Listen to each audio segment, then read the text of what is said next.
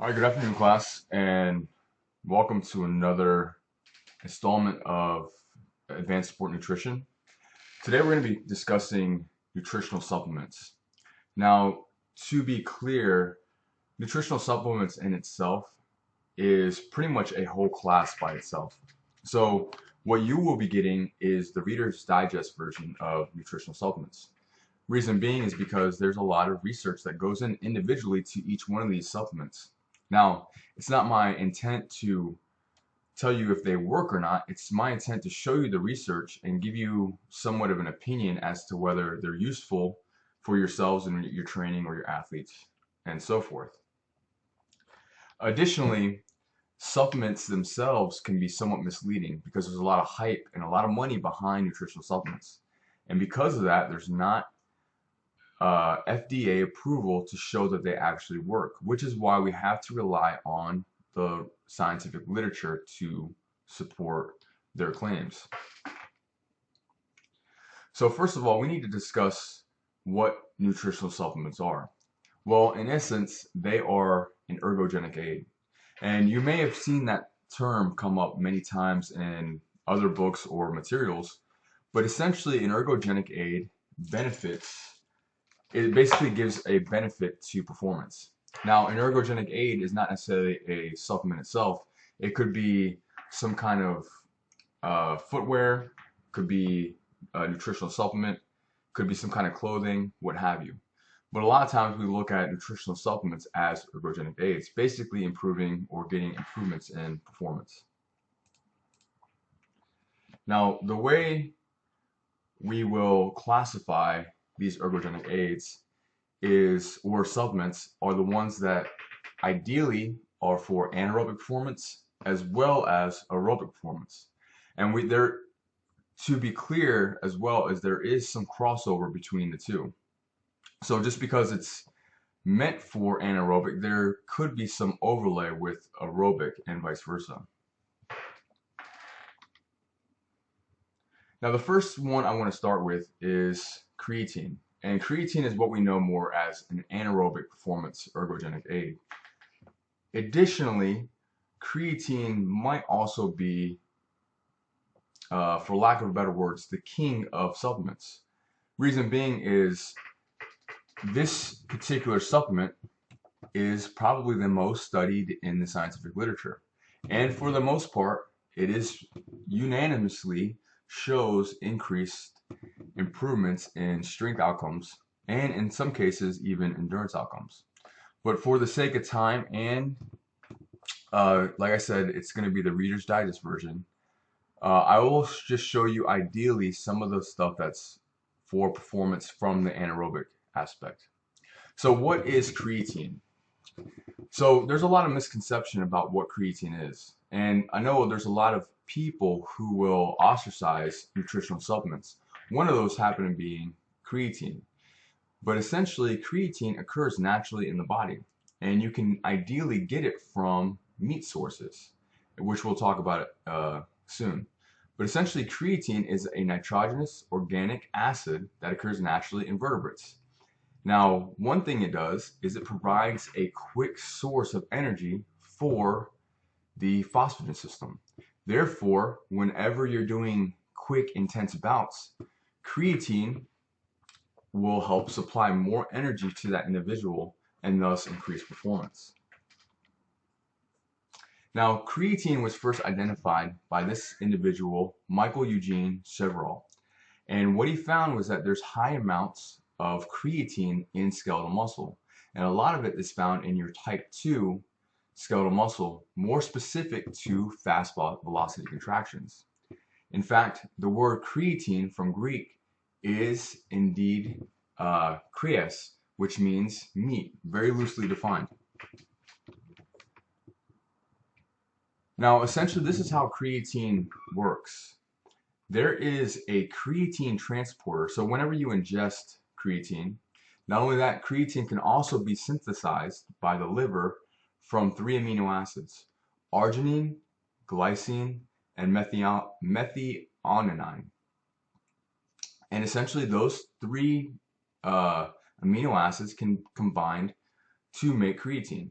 However, you can ingest creatine either synthetically or through natural food.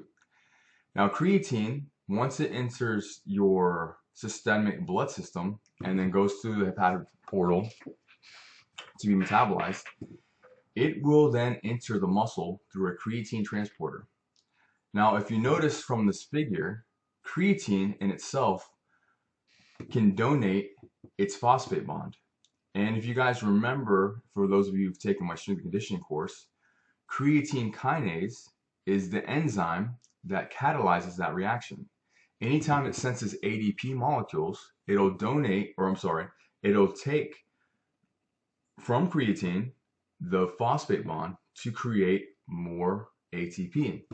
And therefore, if I supersaturate the skeletal muscle with creatine, it's likely that you get a performance effect. And we'll look at some of that literature in just a second.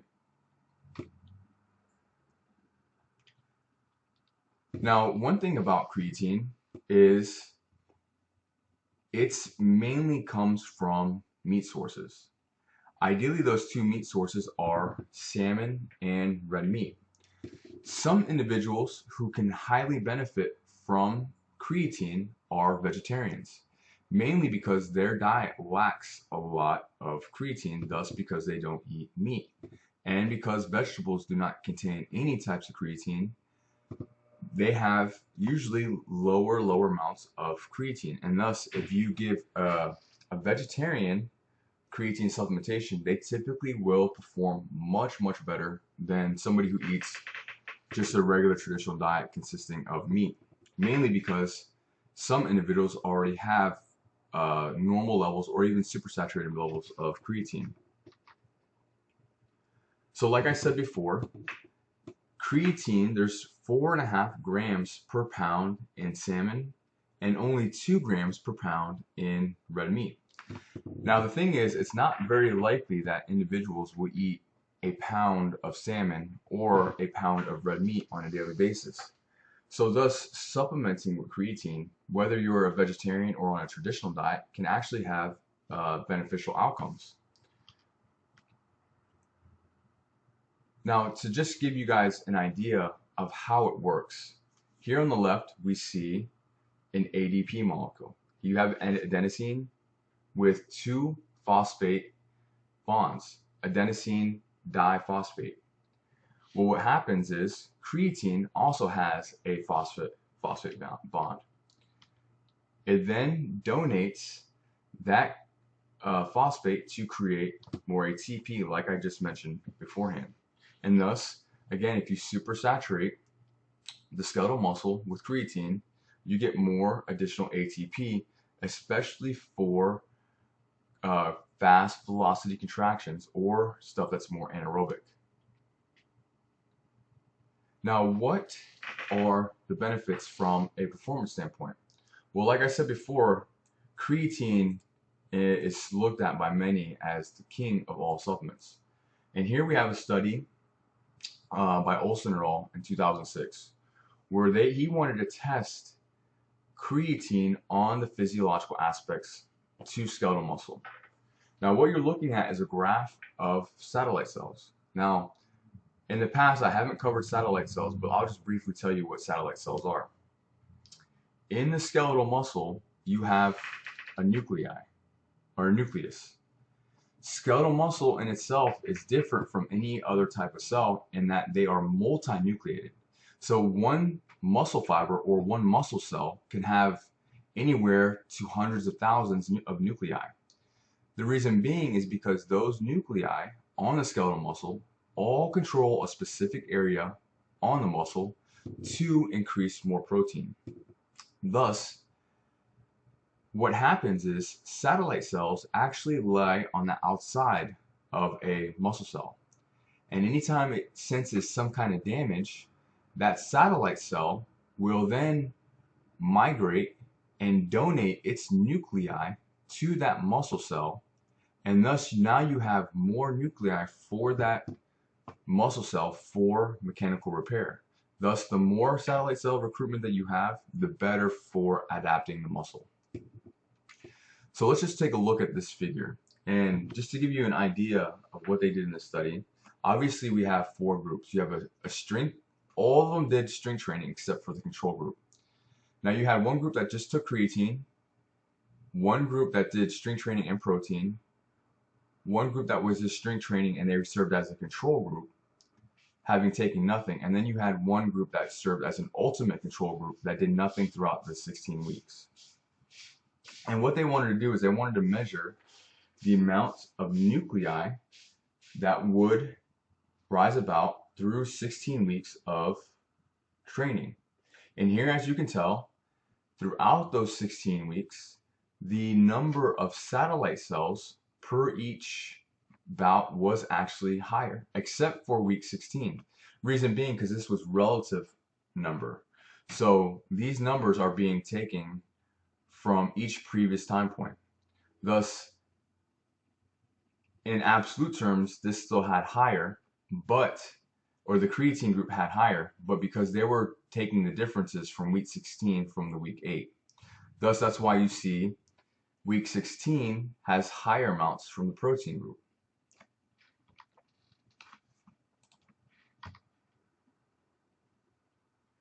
Now, what does creatine, or here's a figure from the changes in mean area or the cross-sectional area of the muscle itself. Again, the way they check this is by doing a muscle biopsy and actually looking at the differences in the size. And here we're looking at in terms of micrometers, which is still pretty, or micrometer squared, which is still pretty substantial. And look, if you notice that by taking creatine and the type 1, the type 2A, the type 2AB, and the type 2B, notice that in each time point, for each muscle fiber, the creatine group actually had higher levels of musculature. And so, not to confuse you guys, because this is an old literature, this is your type 1 slow twitch, this is your intermediate, this can also be looked at as intermediate, this one no longer exists anymore, and this is your type 2X. Type 2B is what they usually recall type 2X, but that was now refers to what we find in rats. So this is your type 2X. But noticeably, it's larger, much larger than the placebo group. Now, what about changes in overall body mass and fat-free mass? Well, it looks like creatine, for a body composition standpoint, could actually fare much better than just training alone or a placebo, for instance. And in this particular study, they looked at both body mass, fat-free mass, and also the addition of fat content. Noticeably, large changes in body mass occurred, as well as fat-free mass. Now, the way they actually took this was through a DEXA scan. And obviously, DEXA scan shows lean tissue. Now, we can't differentiate whether that's skeletal muscle tissue or just all types of tissue. But it's a safe bet to say that fat-free mass, an increase, there is some contribution of skeletal muscle. And as you can tell, there is a statistical difference between the creatine group and the placebo group, with very, very minimal fat gains. Now, what about strength measurements? Here are some of the measurements between the squat and the bench press. Noticeably, you look at squat, and let's just take a look at this in kilograms. So changes in the squat were roughly almost 35 kilograms, whereas changes in the squat for the placebo was maybe 26 kilograms. If we're considering squat performance, or 1RMs, that's almost an 80-pound difference in squat from taking creatine, versus here it's roughly about a 60-pound, which in my opinion is a huge increase and a huge difference between the two. Noticeably, we see a difference in bench as well, whereas bench press changed roughly 23 kilograms versus, say, 15 on average. So you're seeing across the board creatine having beneficial effects for body mass, We have a mechanistic aspect such as satellite cell recruitment, and now it's showcasing itself from the actual performance in terms of strength measurements. But what does that do to power? It doesn't necessarily mean that, if you're gaining strength, you're going to necessarily gain in power. Now, one reason being is because fatigue will onset. Well, let's just take a look at this particular figure. Most often than not, individuals will decrease in power, right? From set to set. Reason being is because the onset of fatigue and then different metabolites and the drop in pH in the muscle itself disturbs the contractility of the myosin and actin cross bridges. And therefore, as you might expect, power will go down. However, in this particular case, when individuals took creatine, as the more sets they did, power actually went up. Now, I will say this is a little bit, this paper is one of very little to showcase this. Typically, you don't see these types of changes. But noticeably, across different literature, power stays somewhat elevated. But in this case, it actually went up, which could give some reason for taking creatine, especially those in anaerobic sports. So typical dosages of creatine are typically 20 grams per day, usually in the first week. That's considered the loading phase. Thereafter, that first week, you can take 5 to 10 grams as a maintenance. Now, the thing is, you don't necessarily have to take the 20 grams, but that's what most supplement companies, they do suggest that thing. That isn't backed by the literature per se, but maybe they just want you to use up more of it, that way you buy more of it. Now, there is one thing that I should mention to you all. Not all creatine is the same. There are other types of creatine, like creatine, crealkaline, isolate, whatever. The one that typically always seems to work is creatine monohydrate, and it is the cheapest form. I'll say that one more time. Creatine monohydrate seems to be the best one in terms of usage, mainly because it's bioavailable in the body. There are other types of creatine, like crealkaline, that do not seem to work very well, because what happens is once upon ingestion, it's not bioavailable afterwards. Thus, if you are going to supplement with creatine, creatine monohydrate seems to be the best. Now let's move on to branched chain amino acids. Now, one thing I forgot to mention, and some of you guys know this, but protein in itself is a supplement. I'm not going to discuss protein because I've already discussed it earlier in the actual protein lecture. But there are constituents of protein that we use in supplement form called branched chain amino acids. Now, if you guys can remember, well, I'll get to that in a second. Typically, an amino acid, its basic structure is this on the figure. You have a carboxyl group, an amine group, and a nitrogen base. In fact, the difference between protein and any other types of macronutrient, it's all made up of carbon, hydrogen, and oxygen. The difference with protein, however, is that they have a nitrogen base to it. Now, the difference between branched chain amino acids versus other amino acids, or essential or conditionally essential amino acids, or even non-essential amino acids, is that they have these branched chains on this side of the amino group.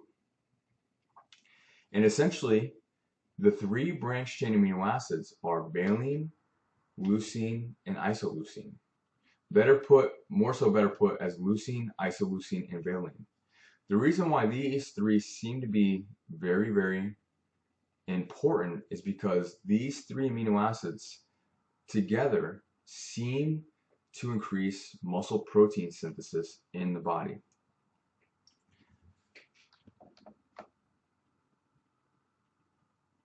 So here we have a group of the essential amino acids, and within the essential amino acids, you have the three branched chain amino acids. The reason why I'm showing you guys this is because I don't want you to think that they're mutually exclusive. Whenever you see essential amino acids, the branched chain amino acids also fall within that category. However, like I said before, these three amino acids are the ones that can stimulate muscle protein synthesis, and therefore it has application to adapting the skeletal muscle tissue. Now, how do we know that it works? Well, like I said, these amino acids actually stimulate muscle protein synthesis. Now, let's take a look at a very, very old article. And this is by Garlic et al. In 1988, where they're first discovering the supplementation form of amino acids. And here we see a percent change of protein synthesis from just taking in amino acids or some kind of glucose polymer. So first they give these individuals some saline solution, and you get no change in protein synthesis from the control point.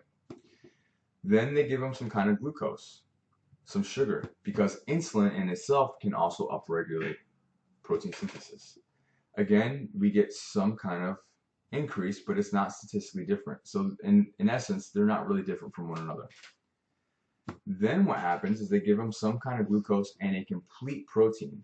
Essentially, complete protein also contains branched chain amino acids, and therefore it increases the rise in protein synthesis. Now what they did is they took out some of those unconditional amino acids, and they noticed that protein synthesis, it was still high, but it wasn't as high as complete. Now, to understand which ones were contributing to protein synthesis, they did glucose and the non-essential, and obviously it did increase the rise, but then they found that just by the BCAAs alone, it meant the same thing as essential amino acids. And this is where they started finding out that, hey, the branched chain amino acids are the ones contributing to protein synthesis. And again, how this typically works is once you eat a bolus of protein or you take in amino acids, ideally it goes through the stomach into the small intestines, crosses over the microvilli into the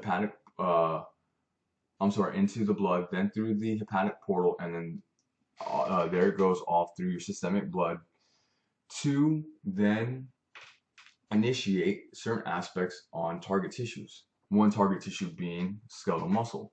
And it works in through this pathway.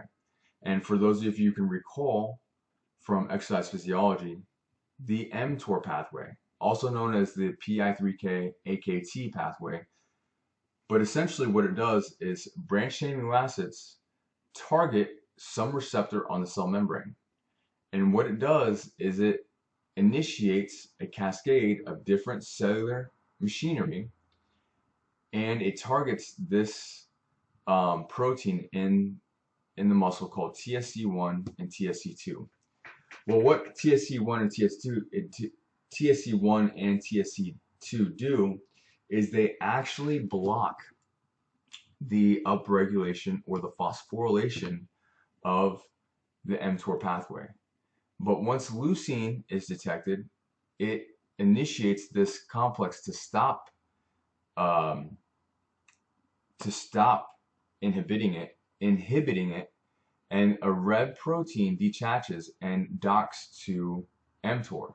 mTOR then sends out its ribosomal subunits to then start translating RNA that's leaked out of the nucleus for the creation of proteins. And these proteins get carried off to the structure to create more muscle.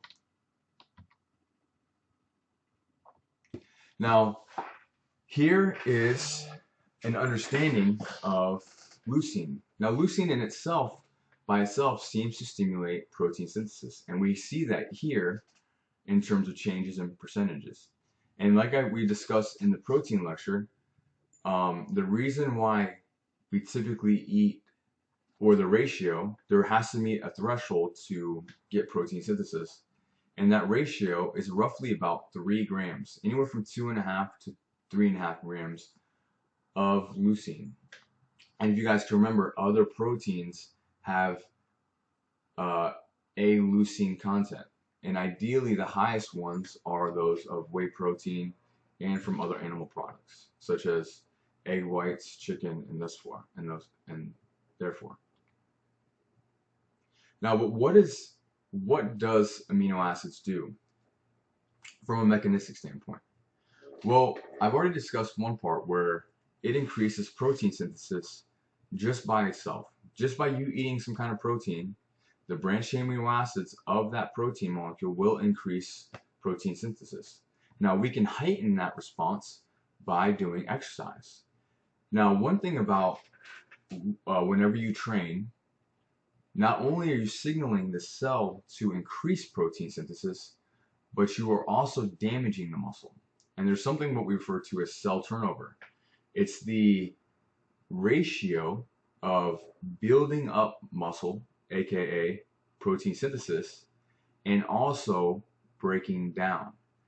If you break down more tissue than you are initiating to build up, your net protein is actually lost, and that's something you don't want.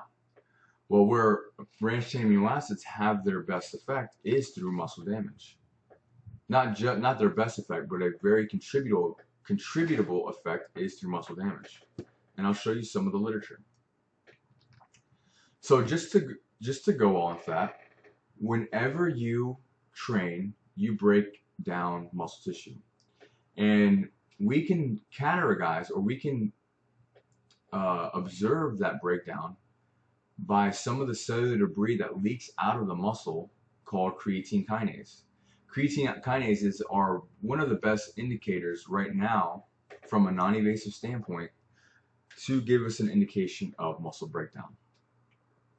And the less muscle breakdown we can get, the better for a tissue adaptation standpoint. So whenever you train, there's some kind of adaptive microtrauma. You get some local inflammation, chronic inflammation, and then obviously some kind of immune response. Now here's some paper by a legend in our field, Dr. William Kramer, who did a lot of work with branched chain amino acids. And what you're looking at is that cellular debris that I just mentioned called creatine kinase. And what you're seeing is that on acute time frames, it seems that branched chain amino acids can attenuate the rise in creatine kinase, indicating that branched chain amino acids are causing less muscle damage within the actual bout itself. Now, if you notice, this actually happened from time point 0, time point 1, 2, 3, and 4. Noticeably that the only time that this had statistical significance is in that acute time frames, right when these individuals first start reoccurring with training. The reason where branched chain amino acids have their best effect might be in some places such as athletes coming back from an off season, starting a new training program, or varying the training program where they're going to have less breakdown. However, it does seem that the repeated bout effect, despite taking in branched chain amino acids, not actually has an effect, because afterwards there was no difference in creatine kinase production. Now, here's another aspect from branched chain amino acids, especially within the acute time periods. When looking at branched chain amino acids' effect on performance, we notice that especially within those small time frames from 1 to 2 weeks, notice that the performance in the placebo group in this particular study by Radamus in 2003, who does a lot of work with Dr. Kramer, notice that power actually falls down. Whereas in the BCAA group, power actually somewhat is elevated, which is typically not seen. If you guys can remember the general adaptation syndrome, you get an initial resistive, you get a initial stressor. Typically what happens within that general adaptation syndrome is you see a decline from a physiological performance, and then you see the stage of resistance come back up. Similarly, what you would see here. In the branched-chain amino acids group, they had that initial stressor, but then they saw the performance increase thereafter. So, like I said, branched-chain amino acids may have the best effect within acute timeframes when returning from off-season, but also when you're varying your training program. Now, one thing, since we're on the concept of branched-chain amino acids, branched-chain amino acids, not to go off track from the anaerobic aspect, but branched-chain amino acids also have their overlap for those who do endurance training. And I'll give you an example as to what I mean by that. So branched-chain amino acids can also work to help endurance performance. And all of that has to derive from the central fatigue hypothesis. Now I'll give you an example of why that works, or what the mechanism of that is. So let's just take a look at this picture. Here you're looking at obviously the systemic blood, or within the blood vessel. Here you see these proteins right there. Those are carrier proteins. Essentially, that is albumin. Now, albumin is a carrier protein for a lot of different solutes in the blood, solutes in the blood. Two main ones happen to be tryptophan and fatty acids, because they need to be carried by a protein molecule. Otherwise, they get degraded in the body, or in the blood system. Now, upon exercise, especially long bouts of endurance exercise, the amount of fatty acids actually increase. And because there's more fatty acids in the blood, those fatty acids then take up the binding sites for tryptophan. So essentially, the tryptophan was bound by a protein, and now it is broken off from albumin, and now it's free floating in the blood itself, and we call that free tryptophan.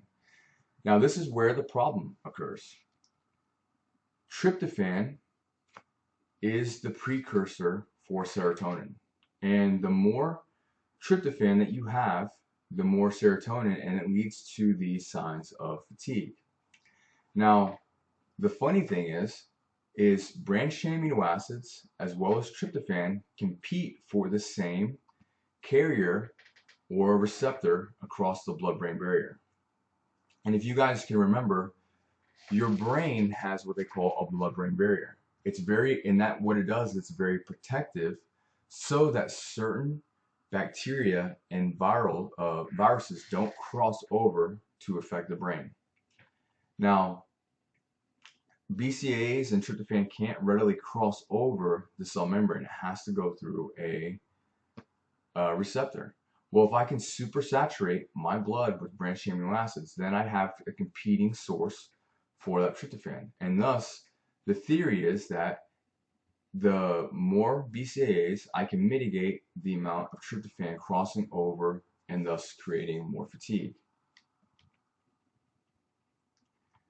So in many of the studies, which I don't have listed, but it does have an effect, especially with long endurance bouts, and it does alleviate a lot of that perceived exertion.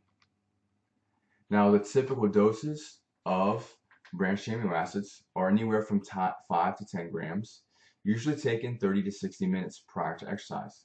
However, branched-chain amino acids don't have a maximum dosage per se. We don't know the upper limits, so you can take much more than the required amounts. However, one thing to note is that once it does metabolize, you are left with a high nitrogen content. And high nitrogen content can be somewhat toxic to the body, and you also will experience levels of fatigue. So it's safe to say by taking anywhere from 5 to 10 grams is safe, but you can go much higher than that, maybe up to and upwards of maybe even 30 grams, usually spaced somewhere out throughout the day. Now let's talk about our next supplement for anaerobic performance. And here's one called HMB. HMB stands for beta hydroxyl methyl butyrate. And in a lot of ways, it's been shown to have a performance effect. Now, what HMB is, or beta hydroxyl beta methyl butyrate is, it's actually a metabolite of the amino acid leucine. So once leucine is metabolized, it converts to this alpha keto isocaproate, and then this molecule right here will then convert into HMB. Now, one thing they did is they actually blocked this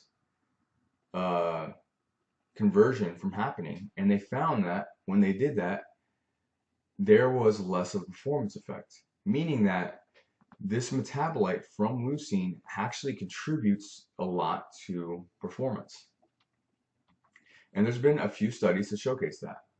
And one reason being as to why they think that performance changes are associated with that is that it's thought that HMB is covalently bound to the muscle and is converted to HMGC-CoA. And what that is, it's an important building block for cell membrane repair. And thus, if you can increase that, it can help with the recovery aspects. Now here is some values from a study taken at the University of Tampa, my alma mater, where they're looking at increases in LDH. LDH stands for lactate dehydrogenase. Lactate dehydrogenase.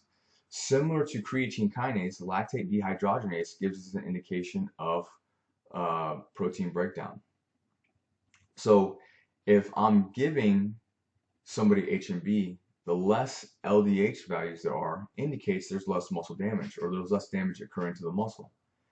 And noticeably, when given HMB before the exercise bout, if you look at LDH 72 hours after the training bout, it's much lower than the placebo, and it's much lower than actually giving the HMB post. So it gives us clear indication that there is a timing effect. You have to take this before exercise. And to also showcase that, we wanted to look at the creatine kinase values, another indication of protein breakdown within the muscle. And as of course, HMB taken prior mitigated the level of creatine kinase of indicating muscle breakdown in the body. So here we have a very important article that kind of set the groundwork for HMB for a use for supplements. Now, again, these were with untrained individuals. And notice that we see this over a 3-week time frame. Very acute study, but we do see some definite increases in overall strength. Here we have the control group. And notice within the first week of the individuals taking HMB versus the control. Now we have 3 different groups here. Control, a group that took 3 grams of HMB, and also a group that only took 1.5 grams. Notice that there's a decrease in overall strength versus the group that took HMB. Both groups actually had an increase. And that increase was followed by each time point by week 2 and week 3. And actually, I'm sorry, this was a 0 or a control period. But by week 1, there's an increase, week 2, and also week 3. And notice that HMB was statistically significant over the control, but also over the group that only took 1.5 grams.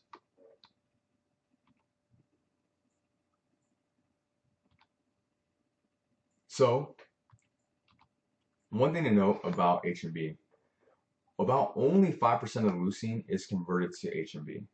So the average 150-pound human man can only produce 0.3 grams of H&B daily.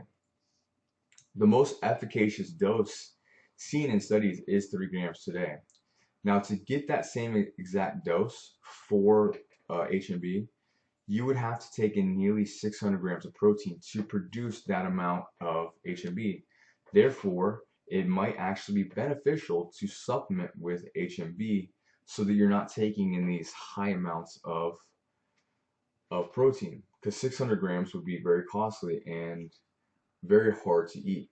Now, you could just supplement with branched chain amino acids. However, at the same token, you'd be taking in upwards of 60 grams of BCAAs to produce that amount of H&B. Additionally, but you would also accumulate a lot of nitrogen, which can be toxic to the body and therefore have detrimental effects on fatigue as well as other things such as hydration. So moving on from H&B, which I forgot to mention, the most efficacious dose of H&B happens to be known from what we know from nisinidol, which is 3 grams per daily, taken roughly 30 to 60 minutes prior to exercise.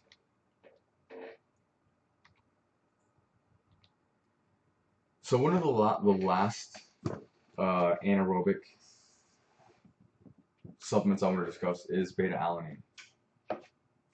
Now, beta-alanine promotes a number of different effects, but essentially beta-alanine is a modified version of the amino acid alanine. And what it does is beta-alanine turns into this molecule called carnosine. It's actually converted by carnosinase, which I can't pronounce. What happens is it becomes an acid buffer in the body. And carnosine is stored in cells, and what it does, it helps to alleviate the drop in pH. Therefore, many of you guys have experienced that lactic acid burning from doing multiple reps. Well, higher amounts of carnosine helps to buffer that drop in pH. In fact, we used to, when I was working as a coach, I used to give these to some of the NFL Combine athletes prior to doing the 225 rep bench test. And we saw some great effects where typically, on average, they would get anywhere from 3 to 8 additional reps on the 225 bench press, just from the supplement alone. So it can have very good effects. Now, the science doesn't always showcase that. And one reason being is because in a lot of cases, beta-alanine isn't as readily available in the body as carnosine. Therefore, it might actually be better to take carnosine rather than just beta-alanine.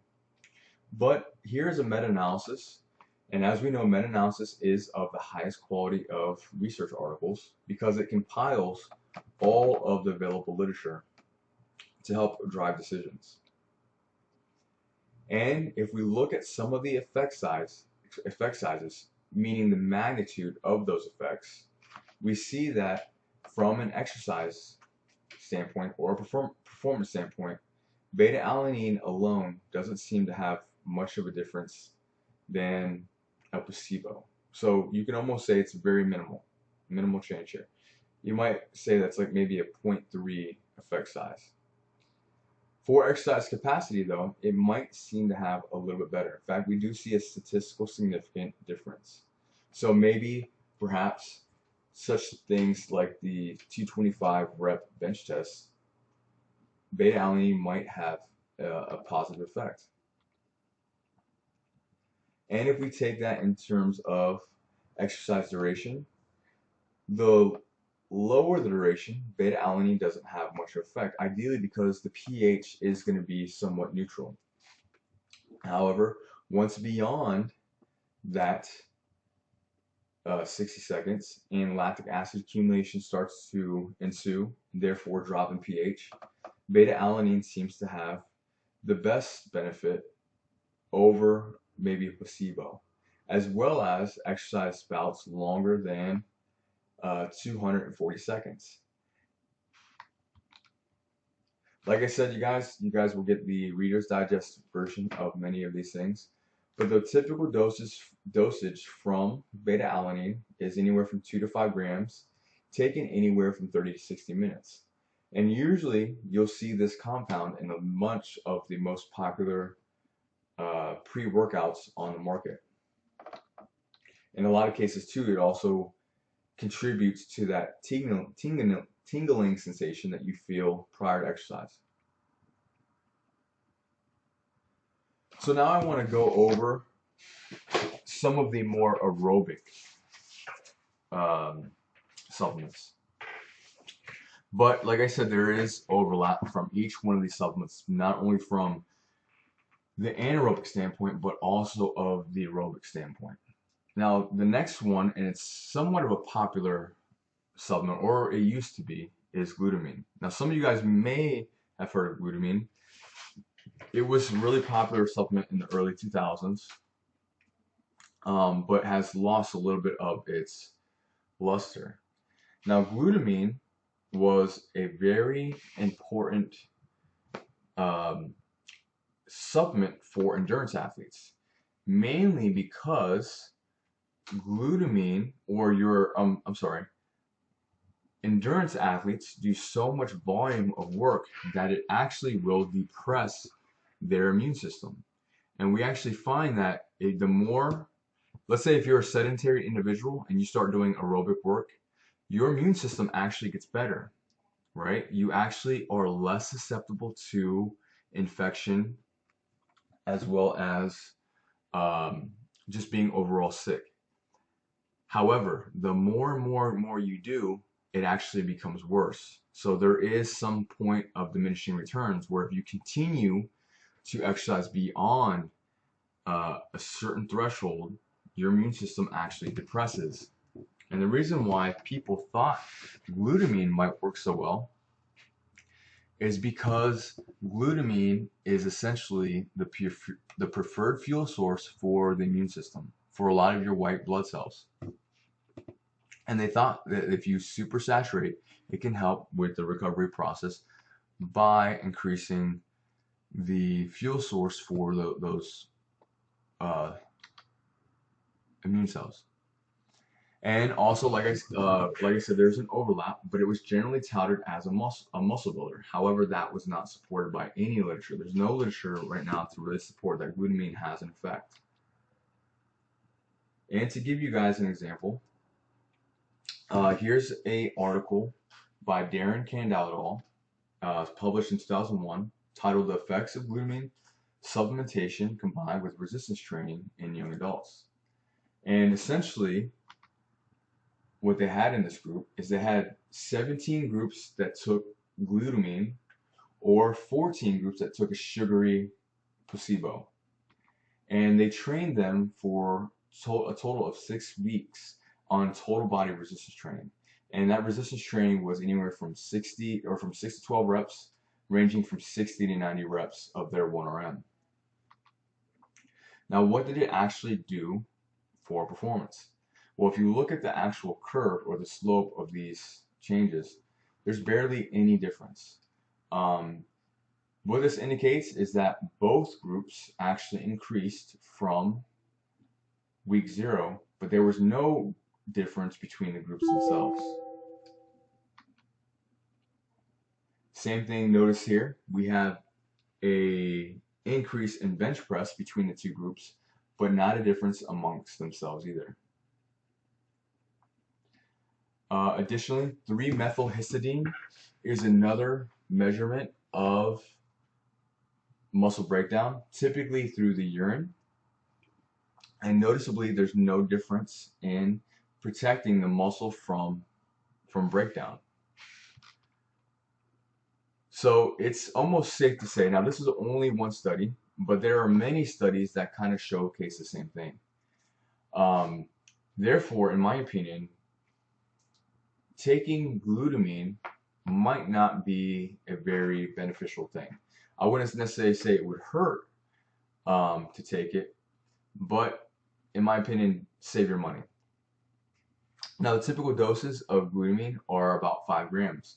They have gone in upwards in the literature to roughly 20 grams. But again, those dosages haven't seen to actually have an effect. Yet again, the most optimal dose or timing is not known for glutamine. It may very well have no effect, but yet again, that might be up to debate if you maybe did a study with ultra endurance athletes.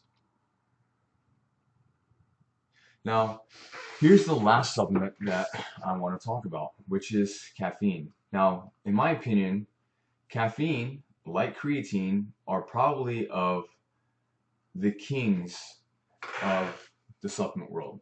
We know that they have an effect. In fact, if we look at the studies, they're almost universal in the fact that they work. For instance, just a little background on caffeine. We know that it comes from coffee beans, but it can also be synthesized in a laboratory. Caffeine, as we know, and as some of you guys have practical use with, is that it's a powerful stimulant. I'm sure some of you guys use caffeine for studying, but also it's found in many other supplements such as pre-workouts. So in some cases, it's actually taken with other supplements with creatine, beta-alanine, as well as caffeine. Now, the issue with taking caffeine and other substances like carnosine and beta-alanine is that they almost somewhat counter each other. Caffeine, not known to many of you all, actually constricts blood vessels rather than dilates them. And then when you train, you actually want to dilate your blood vessels so that you get more blood flow. But when you take caffeine, that's actually it actually works in opposite. Now, how does caffeine actually work? Well, the way that caffeine typically works is what you're seeing is caffeine molecules, and then these A's are adenosine molecules. As a byproduct of cellular metabolism, you will use ATP. You'll cleave off that phosphate to create for that high phosphate bond to create energy. And the more and more usage of that, you will also do that from ATP, from ADP, and until you're left with an adenosine molecule. Well, what happens is the more adenosine molecules that you actually have, they start to bind on receptors of the brain. And what that essentially tells the brain is that, hey, I'm actually tired. The way caffeine works, it works as an antagonist to adenosine molecules. It actually seems like it's complex, but it's really simple. These caffeine molecules bind to these adenosine receptors and blocks those adenosines. And therefore, you don't get a heightened sense of fatigue that you would get from the adenosine. In fact, you get quite the opposite. You actually see the nervous system start to work more productively and it seems to be more excitable. And not only that is from that mechanism, from that standpoint, we also see that happen in a lot of the literature. Now take, for instance, these intermittent sprints. In this particular study, they did 18 intermittent sprints between a placebo and a group that took caffeine. And on every instance, the group that took caffeine outperformed the placebo group by a drastic fashion. Now, some of these might not seem like a lot, and none of them actually reached statistical significance. But like I said before, we master in the minors, meaning we always look for the smallest worthwhile change. And in this case, in my opinion, this is enough evidence to support that, hey, caffeine does indeed work. And if we look at the bench press 1RM, the excitability of caffeine as a supplement can also help an individual increase 1RM performance. Now yet again, I'm only showing you guys the Reader's Digest version. In fact, we see that caffeine in a lot of ways can also help attenuate declines in performance from overtraining. It's not that overtraining somewhat means that there's a lot of adenosine and it restricts your ability to perform mentally. And we see that caffeine might actually help with that aspect. But yet again, we're seeing large differences in the bench press, and we're looking at almost 7 kilograms in some cases. Now, if we actually look at a lot of the compiled literature, we see a very large range. Now, here we see caffeine ingested prior to exercise. And then on the bottom group, we see caffeine ingested before and during exercise. And noticeably, there's only 2 occasions where caffeine showed negative improvements. And they're somewhat small, maybe a negative, like a point of a percentage. On average, though, caffeine seemed to stimulate an improvement. And in this case, in this Conway article, that improvement was almost 15 to 18%. So the range of improvement in endurance from a performance standpoint is anywhere from negative 0.3 to 17%. The average, however, was only 3.3. But caffeine in itself can also decrease the perceived exertion, and in a lot of cases can actually decrease the perception of pain, like physical pain to the body. So it could have a very much increase in performance from an endurance standpoint. And to give a better understanding of that is by a very classic article by a classic author and profound scientist by Costello et al. And Costello et al. Has done a lot of research in the past to help us understand a lot of things what we know from exercise physiology and performance. Now, if you guys all remember, a fatty acid has a glycerol backbone and then usually 3 fatty acids attached to it. Now, what they did in this study was actually a running time trial. And they had one group actually come in decaffeinated, which is denoted by this open bar line, and then they also had a caffeine group, which is a top line. And they looked at the amount of glycerol that's in the body. Now, if you have higher amounts of glycerol in the body, that would indicate that you're probably using more fatty acids for energy. And in this case, that was actually the occurrence. They actually used more fat for energy for this endurance bout. As such, they looked at the amount of free fatty acids individually to confirm that finding of glycerol, and they found that, hey, taking caffeine, you're using more fat than carbohydrate. And when they actually took the VO2 max, in doing so, they found a lower RER, or an R value, which indicates if the closer it is to 0.7, the more fat they're using for fuel, versus the closer to 1, they're using more carbohydrate. Now, the reason why this is important is because it seems that caffeine can increase the amount of fat metabolism, but also spares muscle glycogen. And muscle glycogen is a very limited resource, especially from an endurance standpoint. So if I can limit its usage, I'll have more later to continue my training bout and thus go further. And that's exactly what they saw in this particular case, where these individuals are getting in upwards of 15 more minutes on average than those not taking caffeine themselves. So, in summary, supplements can provide a useful aid for increasing training and competition performance. Now, the dosages and the timing and whether they're useful or not is less clear in the scientific literature. And like I said, you had the Reader's Digest, but I suggest everybody do their own research on this particular case moving forward. But for the stuff that you're going to be tested on, it's just what we went over.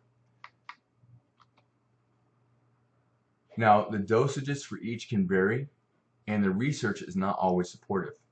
Additionally, another warning that you need to know is that none of these are FDA approved. Therefore, it's very good to look at the scientific literature to understand whether or not they do have a performance effect. Now, that concludes today's lecture. Be sure to go over the stuff from the highlights from the book to get a clear understanding of all of the supplements that increase performance. Thank you.